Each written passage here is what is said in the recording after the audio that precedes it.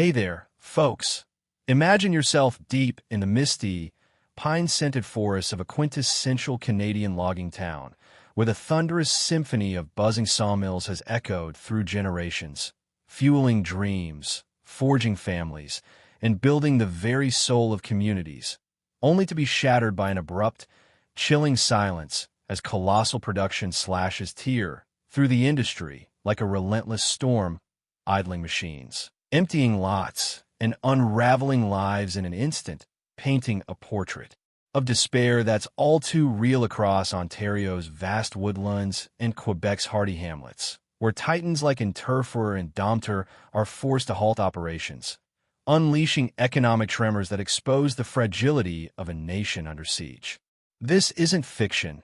It's the gripping drama unfolding live in Canada today, a tale of betrayed workers, vanishing jobs, and a leadership void so profound it begs the question: how long can a country endure when its helm is gripped by indecision?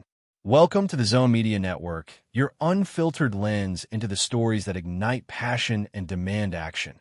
I'm Griffin, your guide through this whirlwind, and we're plunging into the heart of this crisis, dissecting how lumber behemoths' cutbacks are not just business decisions, but harbingers of collapse under Prime Minister Mark Carney's distracted gaze, while across the border, President Trump's bold maneuvers transform adversity into American triumphs, weaving a narrative of resilience.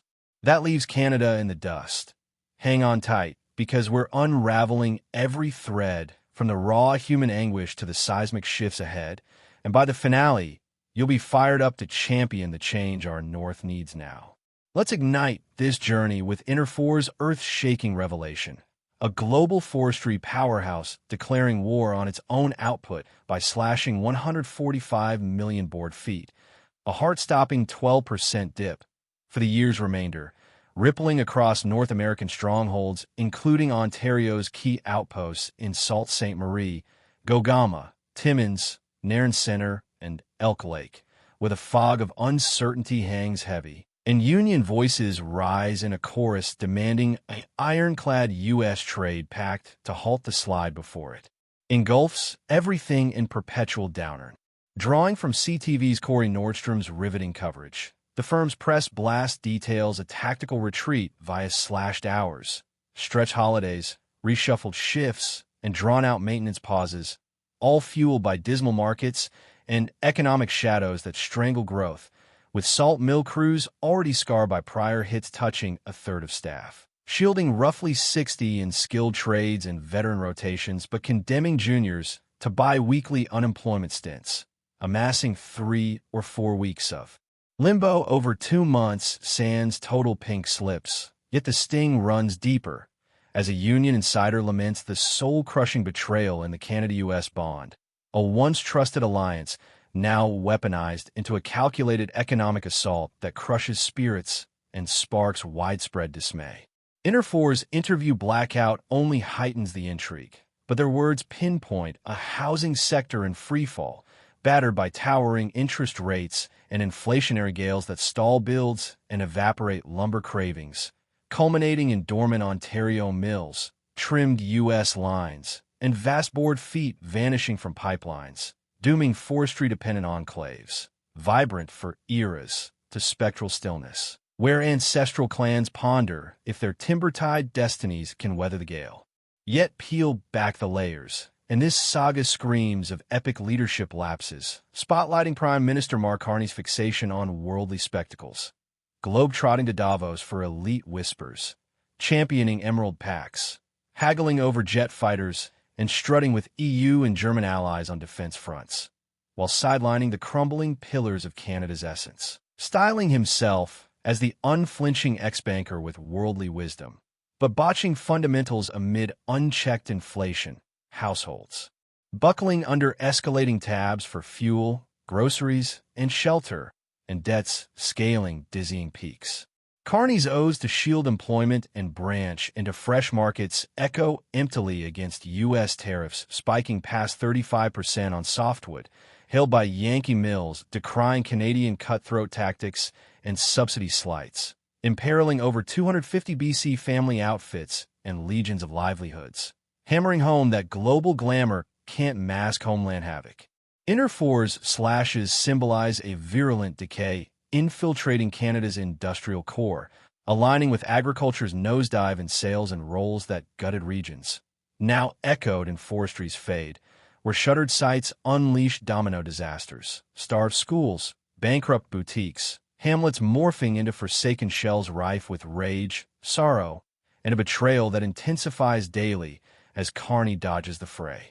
Fueling the fire, Carney contends with surging indigenous outcries against herbicide blitzes in logging zones, toxins they charge with tainting terrains, ravaging fauna, and risking lives as federal vows for dialogue and shields dissolve into vapor under his reign, compelling tribes to ignite protests while firms navigate eco-fury and market meltdowns, letting strife simmer unchecked.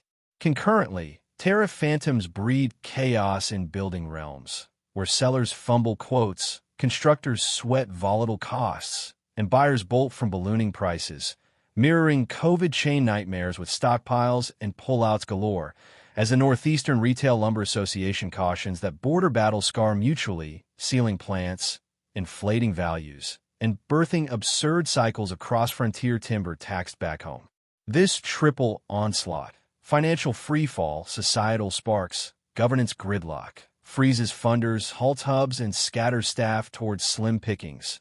But Carney clings to evasion and headline hunts abroad, branding him in Canadian eyes as a pontificator who flops fantastically, forsaking fraught locales for foreign fanfare.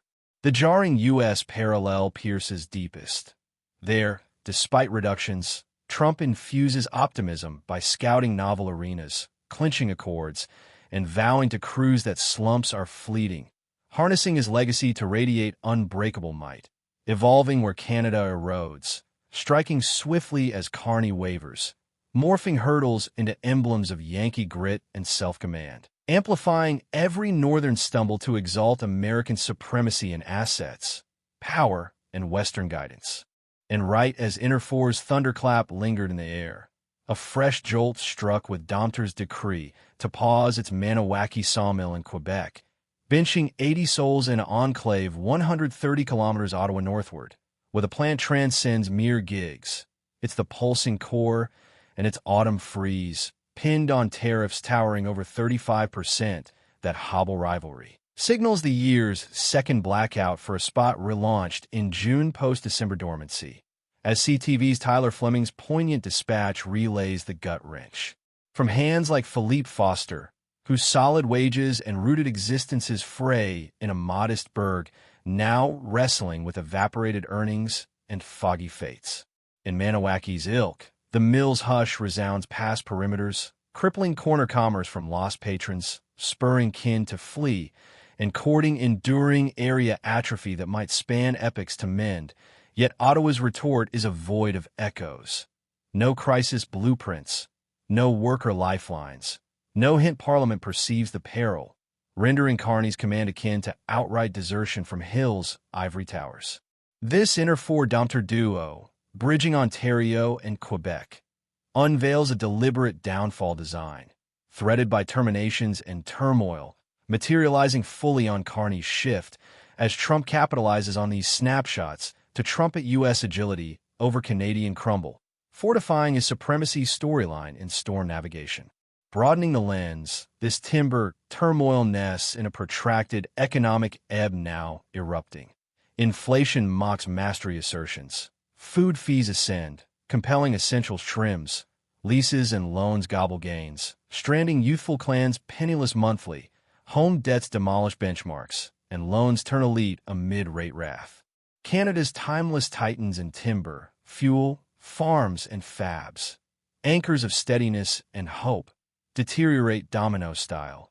With AG's earlier ebb in trades and takings prepping the path, territories tormented by vanished funds, and timber now twilighting via these colossi unplugging zones, whilst energy, digs, and crops signal sirens, inciting groups like Unifer to clamor for amplified aid, ensuring labor lifelines and lulls, slamming state tariff troves as skimpy sans sector specifics.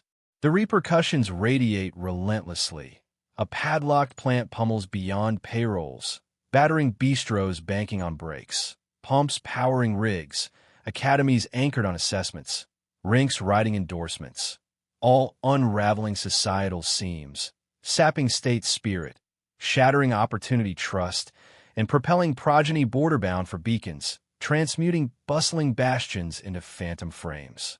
All along, Carney obsesses over his worldly veneer versus voter vigils, cementing views of U.S. as the West's lone steadfast sentinel in supply, sway, and steering, with Trump artfully emanating authority amid each Canadian cave-in, deeming our defeats ever less debatable.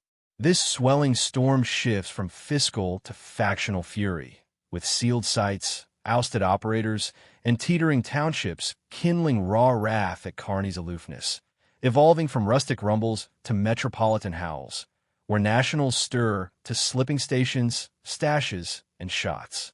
Ascending to apex with England bank bona fides and finance fraternity, Carney's sheen aimed to anchor Canada through tempests, yet veils a void, privileging alien accolades and Euro-eco crusades over inland imperatives, blatant in realms like Alberta, Ontario, and BC. Rivals, chiefly Tories, harness this, hurling him as a haughty world wanderer whose schemes spurn sectors and subjects, wielding these plant plights as indictments to woo weary leftists, irked indies, and collar crews sensing scorn, lifting the lumber lore to a crossroads pole on Canada's commerce creed, asset-armored audacity versus global genuflection.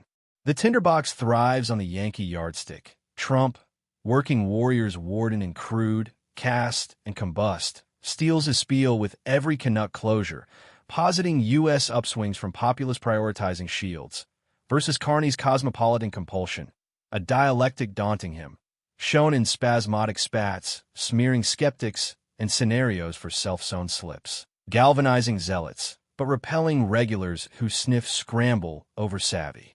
The theater teems with tension, lines etched not just partisan but profound, opposing a blueprint of brawny, spine-saluting Canada against one frittered on foreign favor. That's the essence, comrades, a yarn of jeopardy and juncture pivot. Signing off from Zone Media Network, I'm Griffin, appreciative of your engagement in this epic expose. Smash like, sub for surges, chime comments beneath, and detour to American Zone.